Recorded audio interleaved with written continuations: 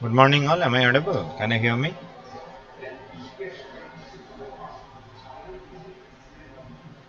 Yes, sir, you are audible. Okay. So in the last class which I have taken, so I have discussed the last part of the first chapter, that is analytic function, limit, continuity, differentiability, whichever I have discussed. And in the last class, I have also told that I have shared two class notes in the Google Classroom that comprises of analytic function, how to find out the harmonic conjugates, and few applications. So in the last class, I have told that in the class note, I have given two or three solve problems or workout problems. So just go through that, and if you have any kind of doubts or discomforts, then let me know before the commencement of today's class. So have you gone through the problems which I have given?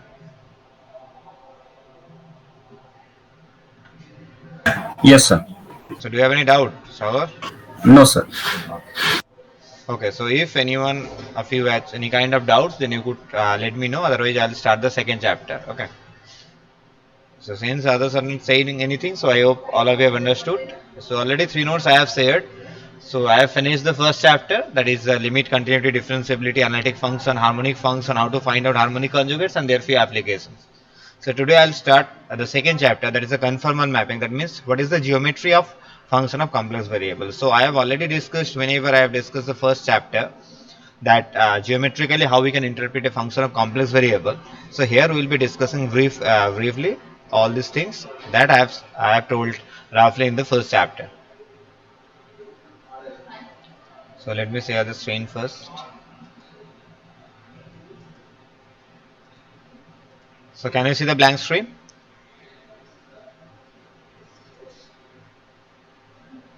Yes, sir.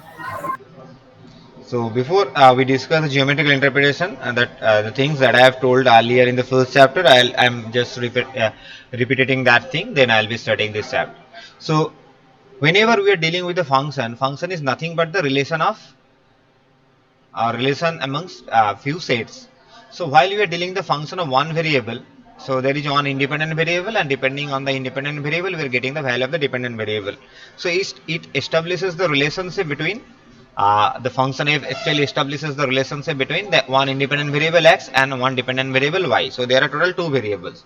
So you know that if there are two variables, then we could provide their relationship in a two-dimensional graph, a two-dimensional curve. So whenever we are providing the relationship or establishing the relationship, the geometrical object or figure that we are getting is actually geometrically representing the given function. So since there are two variables, one is independent and other is dependent, so we can actually write down this in the two-dimensional frame of reference. So since this is the independent variable, this is a dependent variable, so we can provide the relationship through a two-dimensional point. So if I join the point, so the locus of those points or locus of those points provide us the equation of curve in general. So this curve can be a straight line, curve can be a parabola, curve can be hyperbola, curve can be ellipse. But in general, the locus of function of one variable, one real variable represents the equation of a curve. Similarly, while we take the function of two real variables, z equals to fxy, here z is the real z here. So there are two independent variables and one dependent variable. So together there are three variables. So here independent variable we could take in a two-dimensional plane since the number of independent variable are two. So let's say these are the independent variables we are taking. So corresponding to that independent variables, we can draw perpendicular line along the z direction. So this is the point. This is the x1 way and z1. Let's say this is the x2, y2, z2, this is the x3, y3, z3 like that. We'll draw the perpendicular. Then if I join them, this will give us the equation of surface in general. This surface can be a surface of plane, surface of sphere, surface of ellipsoid, three-dimensional straight line, anything. But in general, the function of two real variable represents the equation of a surface. Okay. So similarly, while we are dealing with the function of complex variable, so there are two complex numbers. We are considering a complex number z as the independent variable and complex number w as a dependent variable. Okay. So here independent variable and dependent variable are z and w respectively. But here since both z and w are the complex numbers, so you know that z can be represented in the form of the real part and imaginary part, as well as w can be represented in its real part and imaginary part. So total there are four variables. There are two independent variables, there are two dependent variables. So in general we could write down this in the form of x comma y equals to u comma v. So since there are total four variables, so we can't incorporate all the four variables in a single frame of reference, because you know that we can draw the geometrical figure or you can visualize the geometrical figure up to 2 dimension and 3 dimension. But beyond 3 dimension, we can't visualize any geometrical object, as well as you can draw the geometrical figure directly. In the first chapter, whenever I have discussed the function of complex variable, how we can define a function of complex variable, I have told this. Yes, sir. Yes, sir. So here total, since there are four variables, so in a single frame of reference we can incorporate that things. So that's why we can draw actually two-dimensional frame of reference. One is the z plane, z organ plane, and this is the w organ plane. So the z organ plane we are taking x as the independent variable, xy plane we are considering, and in the w we are considering actually uv plane. So that means if I consider here any point, so this point by virtue of the function fz will be mapped to some points in the w plane. So if I join all the points which we are considering in the z plane, then its locus will be giving a two-dimensional curve. Similarly, if we join their corresponding images in the w plane, its locus will also give us a two-dimensional curve. So here we could say that the function fz is transforming a two-dimensional geometrical figure from z plane to w plane. Okay. So let's say we consider a simple example, fz equals to z square. So here fz is w and z square is x plus iy whole square. So if you separate the real and imaginary part, this will be u comma v, this will be xs comma y square to x. So here independent variable we are taking x at the form of xy arbitrary. Let's say I am taking the point 1 0, 2 0. Then let's say 2 1, let's say 3 2. So we have taken these as the independent variables. These are the values of xy. So we will be finding by virtue of that function how these points are mapped in the w plane. So if I take 1 0, so 1 0, if x is 1, y 0, so uv will be 1 0. So this point will be mapped to 1 0. If we take 2 0, that will be mapped to 4 0. If we take 2 1, this will be mapped to 3 4. Like that, 3 4. If we take 3 2, this will be mapped to 5 12. So this way, 5 12.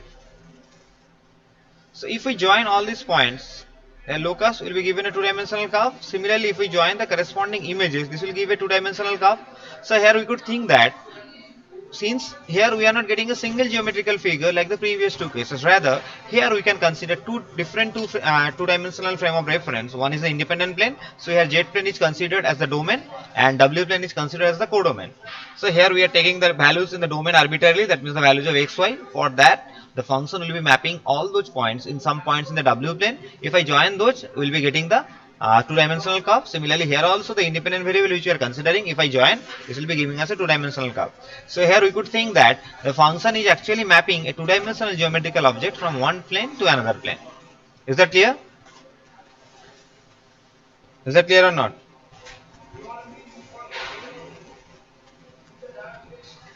If you have any kind of doubt, you could ask me.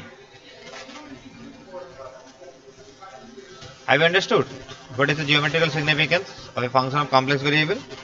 I have discussed this earlier in the first class. Is that clear or do you have any doubt? Yes, sir. Clear. Okay. So here we are doing that thing only. So here z we are taking arbitrarily. So this function is mapping this point from the z argon plane to some point in the w argon plane. So now we will be discussing here two different kind of mapping. One is the called as the conformal map, because here the function that we are considering is actually function or mapping. So this is mapping each and every arbitrary point from the z plane to w plane.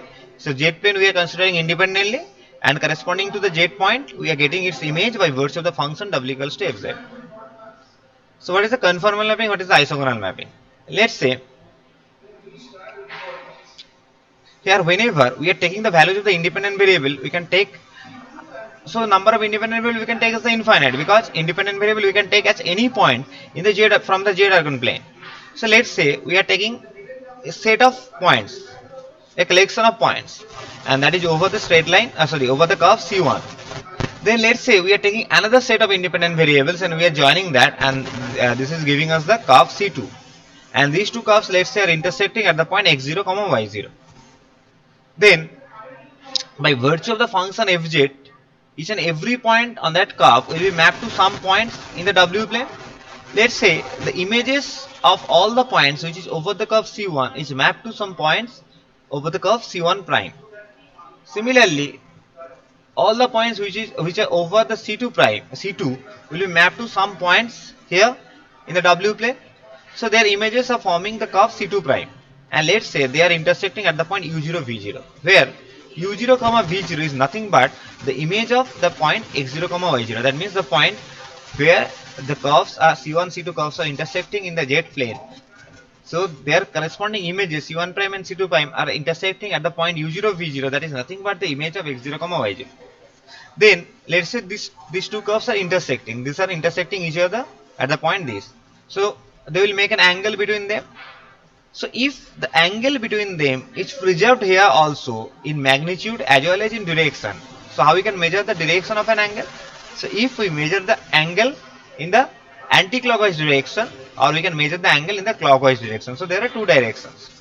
So if this angle between the two curves and the angle between their corresponding images in the w plane is preserved in magnitude as well as in direction, then the mapping is called as the conformal map.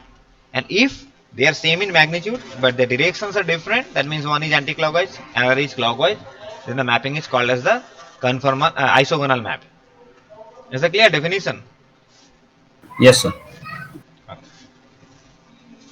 But before discussing the conformal mapping, let us give some example. Let us consider some examples of isogonal mapping. What is the isogonal map? So a simple example is fz equals to z prime. Just let me discuss it over here.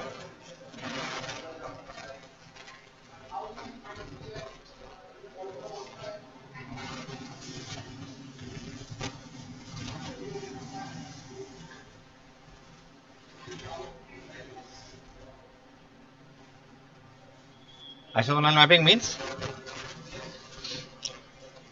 Magnitude same and direction is opposite. yeah, magnitude preserved,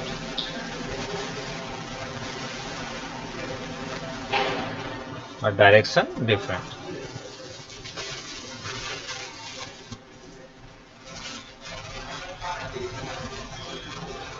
That means I'm taking a function fz equals to z bar. Fz equals to z bar means here you know that z equals to xy. So x plus iy is mapped to x minus iy. So we can write this as f of x comma y as x comma minus y. So that is our u, that is our v. So here let us consider this is a z plane, that's the xy plane, and this is the argand plane w, that is the uv. So here u and x are same, so u is x and v is minus y. So here since v is minus y, so in the single frame of reference we can consider both z plane and w plane. Let's say this is the z plane, so xy, and this is say w plane uv, because u is x and v is minus y. Is that clear or not? Yes, sir. Yes, sir. Okay. Now let's say we are taking a point z here, so its image will be z bar, this one. Now let us consider, we are considering two straight lines in the z plane or two curves in the z plane. That is, there is a c1 curve. C1 curve means, let's say I'm taking the y equals to x curve. Y equals to x curve means the points over it will be 1 1, 2 2, 3 3, like that. And we are taking this c2 curve, that is the y equals to 0 straight line, that is x axis. So points will be 1 0, 2 0, 3 0, like that. Now c1 c2 curve will be mapped to c2 curve, because if you put it here 1 0 2 0, this will be mapped to 1 0 2 0. So that is again c2 curve, and c2 prime curve, and 1 1 2 2 3 3, that will be mapped to the straight line y equals to minus x. That means 1 minus 1, 2 minus 2, 3 minus 2. So if I measure the angle between them in the z plane, so we are measuring in the anti-clockwise direction. That means from c2 curve to c1 curve. So let's say this is theta. Then if I measure the angle of their images, then since here we are measuring from c2 to c1, so here also we need to measure from c2 prime to c1 prime. So that is c1 prime. So that means we need to measure the angle in the clockwise direction. So that is minus theta. So since z bar is the image of z with respect to the real axis, so that's why the distance of z from origin and z bar from origin will be same. So that's why these two angles will be same. But we are measuring these two angles. One is anti-clockwise along anti-clockwise direction, other is along clockwise direction. So that's why here the magnitudes of the angles are same, but their directions are different. Is that clear? Yes, sir. So this is example of isogonal map. And now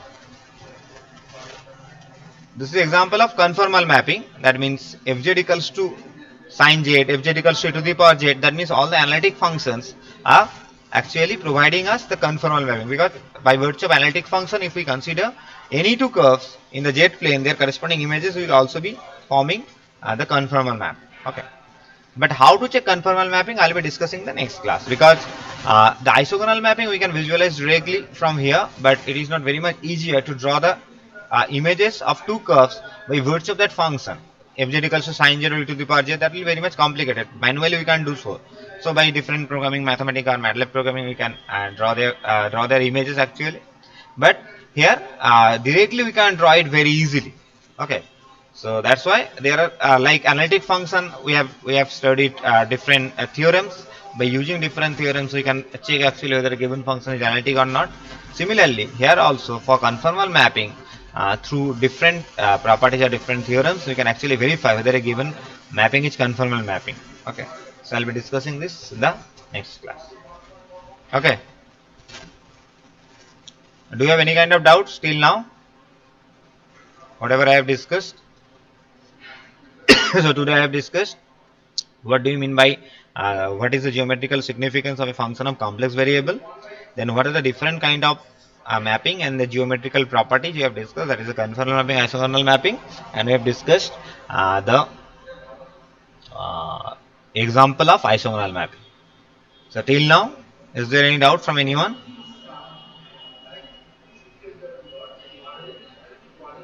No, sir. Is there any doubt from anyone?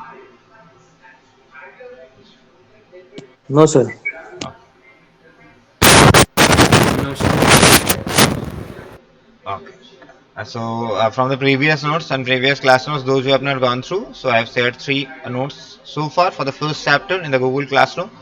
So whenever you will get time, just go through once. And if you have any kind of doubts regarding any problems, so there are I have given few problems there which are solved, and I have given few problems for you to solve also. So the workout exercise which are given, just go through that. And if you face any kind of doubts, let me know.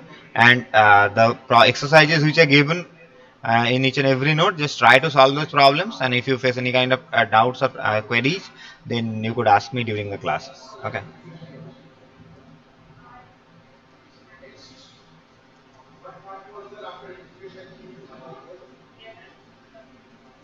Just wait, let me take your attendance manually. Then I'll be providing you the IMCRP exam code.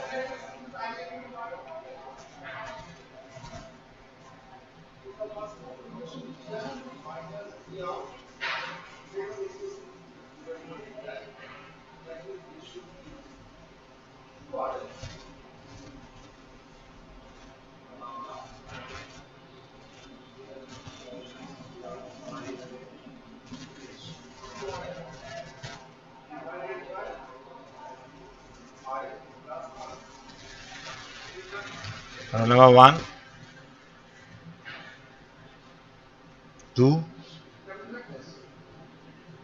roll number 2, 3, 4, Yes, sir. Present. roll number 4, Yes, sir. I'm present. 5, 6, 7, 8, Yes, sir. 9,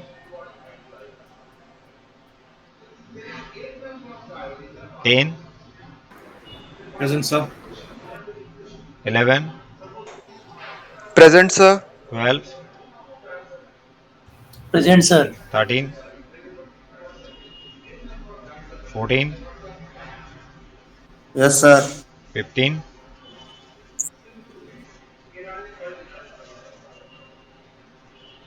16, 17, Present, sir. 18, Present, sir. 19, Present, sir. 20, Present, sir.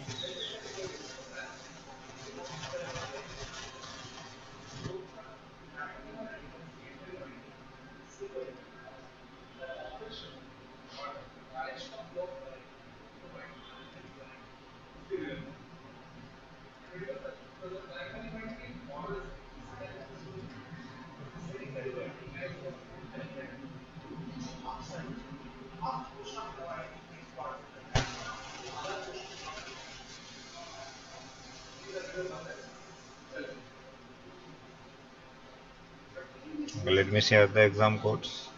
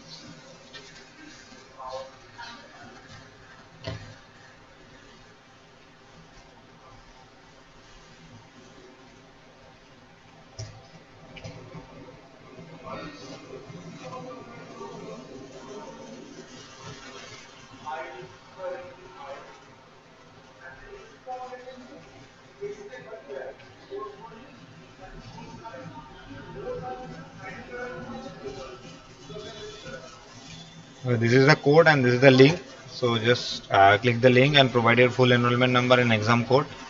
So someone just check and let me know whether you can access it right now or not.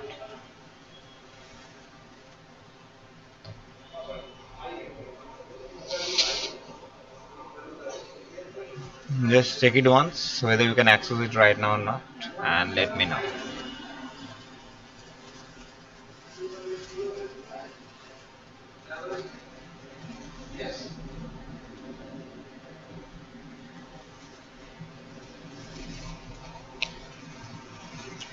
Yes, sir, we can give the test. It is working. Okay, so all of you finish the class test before the next class starts. So thank you all for attending today's class, and those who have not gone through the class notes which I have shared in the Google Classroom, just go through once, and if you face any kind of doubts before the next class, just let me know. Okay, thank you all for attending today's class. I'm leaving.